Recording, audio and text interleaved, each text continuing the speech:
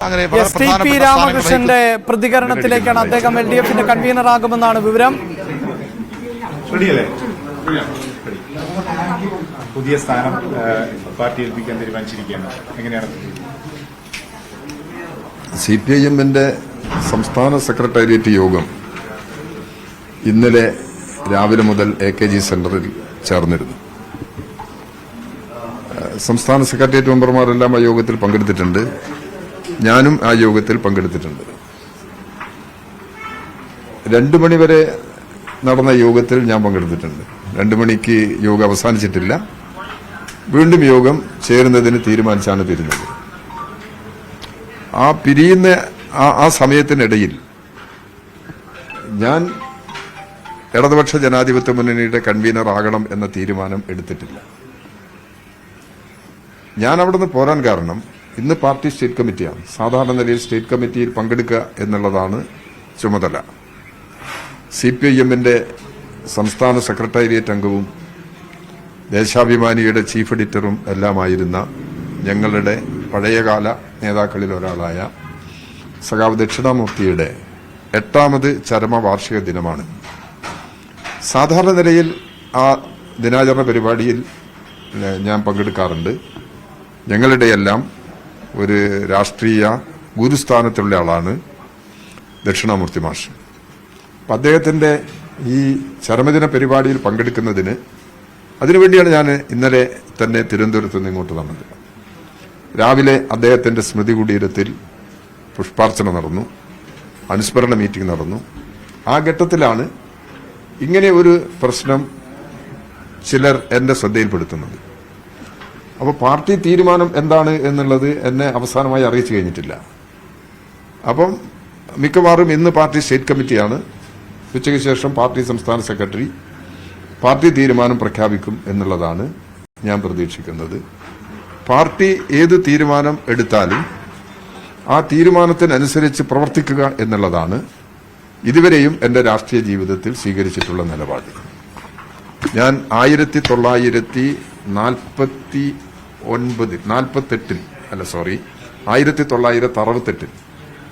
Party അംഗമായതാണ്. 1968 party അംഗമായതിനു ശേഷം ഇത്രയും ഈ നീണ്ട കാലയളവിൽ പാർട്ടി തീരുമാനം അനുസരിച്ച് വിവിധ ചുമതലകൾ ഏറ്റെടുക്കാൻ ഞാൻ നിർബന്ധിതമായിട്ടുണ്ട്. വിവിധ പ്രദേശങ്ങളിൽ ഞാൻ ജനിച്ചു വളർന്ന പ്രദേശത്തല്ല പാർട്ടി പ്രവർത്തനത്തിൽ എനിക്ക് കേന്ദ്രീകരിക്കേണ്ടി വന്നത്. പാർട്ടി തീരുമാനപ്രകാരം തീരുമാനിച്ച പ്രദേശങ്ങളിലെല്ലാം പോയി ഞാൻ പാർട്ടിക്ക് വേണ്ടി പ്രവർത്തിച്ചിട്ടുണ്ട്. അതിന്റെ ഭാഗമാണ് ഓരോ ചുമതലയും ഏറ്റെടുത്തത്. അപ്പോൾ ഏത് ചുമതല പാർട്ടി തീരുമാനിച്ചു കഴിഞ്ഞാലും ആ തീരുമാനം നടപ്പിലാക്കുക, സാധ്യതയ്ക്കനുസരിച്ച് കഴിവിനൊത്ത് നടപ്പിലാക്കുക. എന്തെങ്കിലും കുറവുകളുണ്ടെങ്കിൽ ആ കുറവുകൾ പാർട്ടി നേതൃത്വവുമായിട്ട് ആലോചിച്ച് പരിഹരിക്കുക. ഇത്തരമൊരു സമീപനം എടുത്തുകൊണ്ടാണ് എന്റെ രാഷ്ട്രീയ പ്രവർത്തനം തുടർന്നിട്ടുള്ളത്.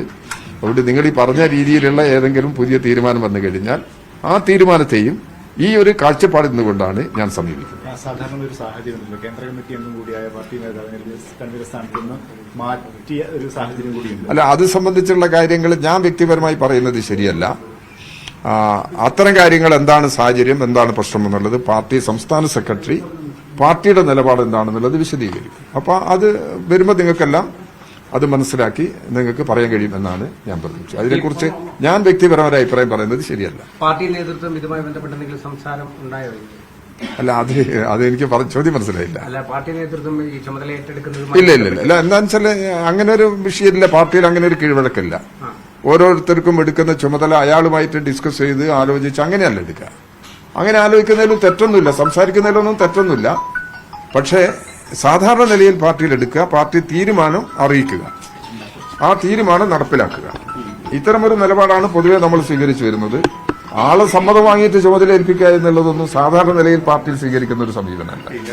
രാഷ്ട്രീയ ഘട്ടത്തിലാണല്ലോ ലോക്സഭാ തെരഞ്ഞെടുപ്പിൽ ഉണ്ടായ ഒരു തിരിച്ചടി, പുതിയ രാഷ്ട്രീയ സാഹചര്യം, രണ്ടാം തുടർ ഭരണത്തിന്റെ സാഹചര്യം, നിയമസഭ തെരഞ്ഞെടുപ്പ് വരാൻ പോവുകയാണ്. ഇതിനൊക്കെ എങ്ങനെ കൈകാര്യം ചെയ്യാൻ പറ്റുന്നതാണ് കരുതുന്നത്? അല്ല, അതെല്ലാം വരട്ടെ. വരുന്നതിനനുസരിച്ച് നമുക്ക് ആലോചിക്കാം. ജനങ്ങൾ ഞങ്ങളോട് ഞങ്ങൾക്ക് തന്നിട്ടുള്ള ഒരു മാൻഡേറ്റ് ഉണ്ട്. ജനങ്ങൾ ഞങ്ങളിൽ അർപ്പിച്ചിട്ടുള്ള CPM-ലും ഇടതുപക്ഷ ജനാധിപത്യ മുന്നണിയിലും അർപ്പിച്ച വിശ്വാസമുണ്ട്. ആ വിശ്വാസത്തിനനുസരിച്ച് പ്രവർത്തിക്കാനാണ് ഞങ്ങൾ ശ്രമിക്കുന്നത്. ജനങ്ങളിലേക്ക് ഇറങ്ങിച്ചെന്ന് ഞങ്ങളെക്കുറിച്ചുള്ള അഭിപ്രായങ്ങൾ, ജനങ്ങളുടെ ഭാഗത്തു നിന്ന് എന്താണ് അഭിപ്രായം, ആ അഭിപ്രായം കേട്ട് ആവശ്യമായ തിരുത്തലുകൾ വരുത്തി രാഷ്ട്രീയമായ ഉത്തരവാദിത്വം നിറവേറ്റാനാണ് ഞങ്ങൾ ശ്രമിക്കുന്നത്. 1957 മുതൽ കേരളത്തിന്റെ ചരിത്രം പരിശോധിച്ചു കഴിഞ്ഞാൽ EMS ഭരണം മുതൽ ജനങ്ങളുടെ ജീവിതത്തിൽ സാരമായ മാറ്റമുണ്ടാക്കാനുള്ള നാനാ പദ്ധതികൾ ഇടതുപക്ഷ ജനാധിപത്യ മുന്നണി ഗവൺമെന്റാണ് കേരളത്തിൽ നടപ്പിലാക്കിയിട്ടുള്ളത്. ആ അടിസ്ഥാന ധാരണയിൽ നിന്നുകൊണ്ട് തന്നെ ഇപ്പോഴും ആ നിലപാട് തുടരുകയാണ് പാർട്ടി. അതുകൊണ്ട് ജനങ്ങൾക്ക് ഒരു തരത്തിലും ഞങ്ങൾ ഉപേക്ഷിക്കാൻ കഴിയില്ല എന്ന് മാത്രമല്ല, ജനങ്ങളുടെ അഭിപ്രായങ്ങൾ പരിഗണിച്ച് ഞങ്ങൾ എന്തെങ്കിലും തിരുത്തേണ്ടതെങ്കിൽ പാർട്ടി നേതാക്കന്മാരും പ്രവർത്തകന്മാരും എന്തെങ്കിലും തിരുത്തലുകൾ വരുത്തേണ്ടതുണ്ടെങ്കിൽ ആ തിരുത്തലിന് വിധേയമായി മുന്നോട്ട് പോകുക എന്നുള്ള സമീപനം ഞങ്ങൾ സ്വീകരിച്ചിട്ടുണ്ട്. എല്ലാ കാലത്തും സ്വീകരിക്കുന്നതാണ്. ഇപ്പോൾ കുറച്ചുകൂടി അനുഭവത്തിന്റെ അടിസ്ഥാനത്തിൽ ശക്തമായി ഈ നിലപാട് ഞങ്ങൾ എടുത്തു മുമ്പോട്ട് പോവുകയാണ്. അത്തരമൊരു സമീപനമാണ് ഞങ്ങൾ സ്വീകരിക്കുന്നത്. പ്രതിപക്ഷ നേതാവ് അടക്കം പറയുന്നത് BJPയുമായുള്ള ബന്ധം മറന്നേക്ക് പുറത്തു വരികയാണെന്നൊക്കെയാണ് അദ്ദേഹം ഇപ്പോൾ ആരോപിച്ചിരിക്കുന്നത്. നോ BJPയുമായുള്ള ഒരു ബന്ധമോ അതുപോലുള്ള സംഗതികളോ ഒന്നും ഇതിന്റെ അകത്തില്ല. എന്തടിസ്ഥാനത്തിലാണ് പറയുക? ഈ കേരളത്തിലായാലും ഇന്ത്യയിലായാലും വർഗീയതയ്ക്കെതിരായി ശക്തമായ നിലപാടെടുത്ത് നിരവധി വില കൊടുത്തവരാണ് CPIM. അത് പ്രതിപക്ഷ നേതാവിന്റെ പാർട്ടിക്കോ പ്രതിപക്ഷ നേതാവിനോ അത്തരം ഒരു അവകാശം ഉന്നയിക്കാൻ കഴിയുന്നതല്ല. ഇവിടെ ജനങ്ങളുടെയുള്ള സൗഹൃദം പുറത്തു കാണാൻ ഞങ്ങൾ ആഗ്രഹിക്കുന്നത്. ആ സൗഹൃദത്തെ തകർക്കുന്നതാണ് വർഗീയത. ആ വർഗീയതയുമായി ഒരു വിട്ടുവീഴ്ചയുമില്ലാതെ ഒരു സന്ധിയുമില്ലാതെ ഉറച്ച നിലപാടെടുത്തിട്ടാണ് ഞങ്ങൾ മുമ്പോട്ട് പോകുന്നത്. അങ്ങനെയുള്ളൊരു പാർട്ടിയെ ഇങ്ങനെ സംശയത്തിന്റെ നിലയിലേക്ക് കൊണ്ടുവരാൻ ആര് ശ്രമിച്ചു കഴിഞ്ഞാലും അത് ഈ കേരളത്തിൽ സംഭവിക്കാൻ പോകുന്ന കാര്യമല്ല. ഇടതുപക്ഷ ജനാധിപത്യ മുന്നണിക്കകത്തും വർഗീയതയുമായുള്ള പ്രശ്നത്തിന് വ്യക്തമായ ധാരണയുണ്ട്. ആ ധാരണ വെച്ചുകൊണ്ട് തന്നെയാണ് പാർട്ടി മുന്നോട്ട് പോകുന്നത്. അപ്പോഴും ഈ വിവാദത്തിന്റെ പശ്ചാത്തലത്തിലാണ് ഇത്തരമൊരു മാറ്റം എന്നുള്ള ഒരു വിവാദം എന്ന് പറയുന്നത് വിവാദങ്ങൾ സൃഷ്ടിക്കല്ലേ? കേരളത്തിൽ അങ്ങനെ എന്തെല്ലാം വിവാദങ്ങളുണ്ട്. ആ വിവാദങ്ങളൊന്നും നമ്മൾ അടിസ്ഥാനമാകില്ല. അതെല്ലാം അതാ പറഞ്ഞത്. അത് എന്താണ് ഈ മാറ്റത്തിന് കാരണം എന്നുള്ളത് ഞാനല്ല പറയേണ്ടത്.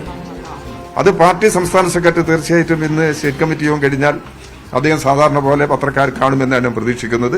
എന്തെങ്കിലും വിശദീകരണം നൽകാനുണ്ടെങ്കിൽ പാർട്ടി പത്രങ്ങൾക്ക് വിശദീകരണം നൽകും. അതല്ലാതെ ഞാൻ വ്യക്തിപരമായിട്ട് അതിനെക്കുറിച്ച് വിശദീകരിക്കാൻ ശ്രമിക്കുന്നില്ല.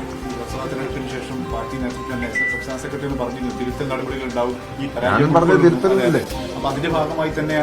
അല്ല, ഞാൻ പറഞ്ഞത് അതെന്നെ കൊണ്ട് നിങ്ങൾ ഇങ്ങനെ പറയിപ്പിക്കാൻ ശ്രമിക്കില്ല.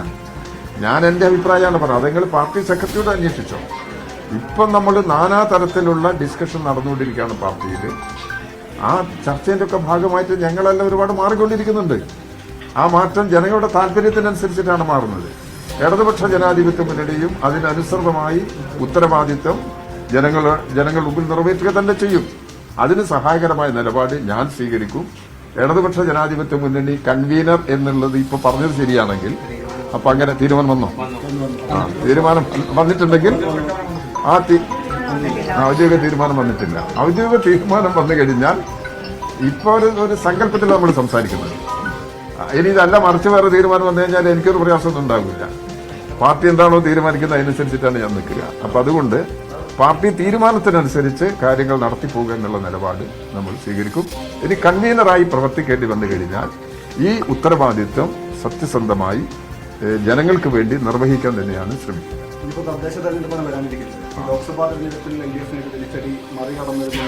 അത് നമുക്ക് നോക്കാം.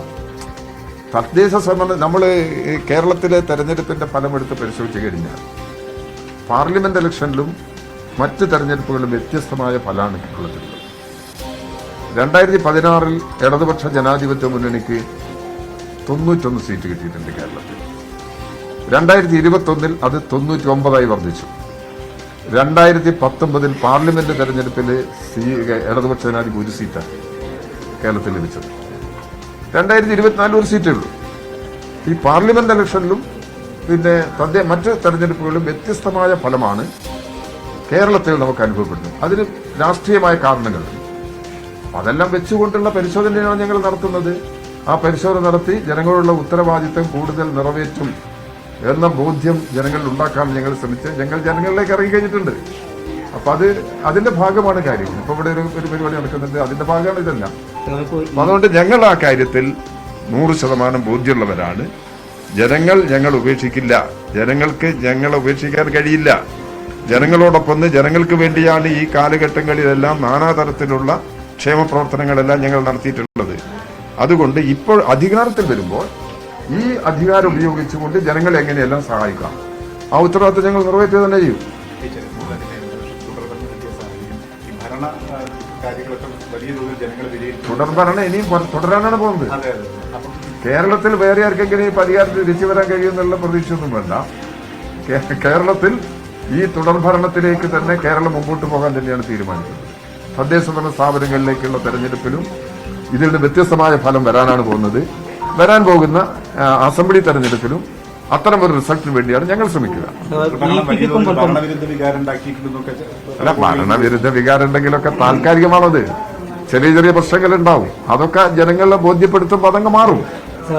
ജനങ്ങളെ കുറ്റപ്പെടുത്താനൊന്നുമില്ല. ജനങ്ങളുടെ പഠിക്കാനാണ് ഞങ്ങൾ ശ്രമിക്കുന്നത്.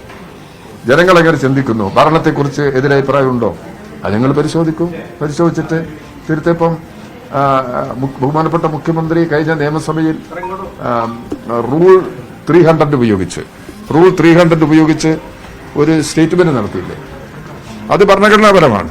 ആ സ്റ്റേറ്റ്മെന്റിൽ ഞങ്ങൾ ചെയ്യാൻ പോകുന്ന കുറെ കാര്യങ്ങൾ പറഞ്ഞിട്ടുണ്ട്. അതെല്ലാം നടപ്പിലാക്കാൻ പോവുകയാണ്.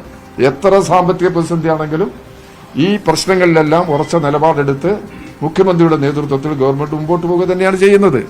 അക്കാര്യത്തിലൊന്നും വേറെ പ്രയാസമൊന്നും ഉണ്ടാകാൻ പോകുന്നില്ല. കോഴിക്കോട് ജില്ലാ സെക്രട്ടറി ആയിരുന്നു, സംസ്ഥാന സെക്രട്ടറി EP ജയരാജന് പകരക്കാരനായി എത്തുന്ന TP രാമകൃഷ്ണനാണ് മാധ്യമങ്ങളോട് പ്രതികരിച്ചത്. ഔദ്യോഗികമായി പാർട്ടി തീരുമാനമെടുത്തിട്ടില്ല. പക്ഷേ LDF കൺവീനറായാൽ ഉത്തരവാദിത്വത്തോടുകൂടി ആ ചുമതല ഏറ്റെടുക്കും എന്നാണ് അദ്ദേഹം മാധ്യമങ്ങളോട് പറഞ്ഞത്. പാർട്ടി കേഡർ സംവിധാനം അനുസരിച്ച് അങ്ങനെ പ്രഖ്യാപനം നടത്തേണ്ടത് പാർട്ടിയാണ് എങ്കിൽ പോലും TP രാമകൃഷ്ണന്റെ വാക്കുകളിൽ വ്യക്തമാകുന്നു അടുത്ത LDF കൺവീനർ TP രാമകൃഷ്ണൻ തന്നെ എന്നത്. തുടർ ഭരണം സംസ്ഥാനത്ത് ആവർത്തിക്കും എന്ന ആത്മവിശ്വാസം കൂടിയാണ് നിയുക്ത LDF കൺവീനർ TP രാമകൃഷ്ണൻ മാധ്യമങ്ങളോട് പങ്കുവച്ചത്. വളരെ പെട്ടെന്ന്